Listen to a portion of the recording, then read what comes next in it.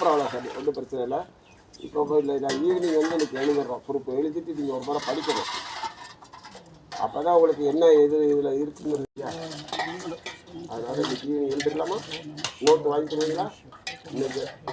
இன்னைக்கு வரலட்சுமி நோன்பு, எல்லாரும் மகாலட்சுமியாக இருக்கிறதுக்காக பிரார்த்தனை, சர்வ மங்களகரமாக அவங்க இருக்க பிரார்த்திக்கிறோம். அதனால் நம்ம இருக்கிற செயல்களும் மங்களகரமாக அமைக்கும்.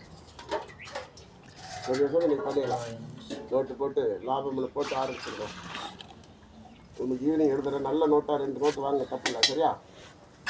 நோட்டு கணக்கு வர சொல்ல நோட்டு இன்றைக்கி அவர் நோட்டை வாங்கி தர சொல்லணும். பைசாலாம் நம்ம அந்த மாதிரி எவ்வளோ எக்ஸ்பெண்டிச்சர்லாம் எழுதுறோம்.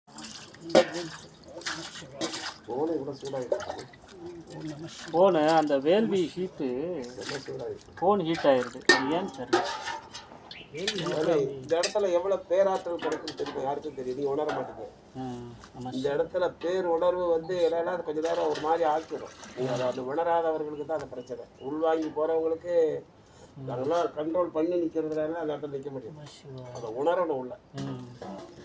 இங்கே வந்துட்டு நினைக்கிறது இல்லையா சாமி?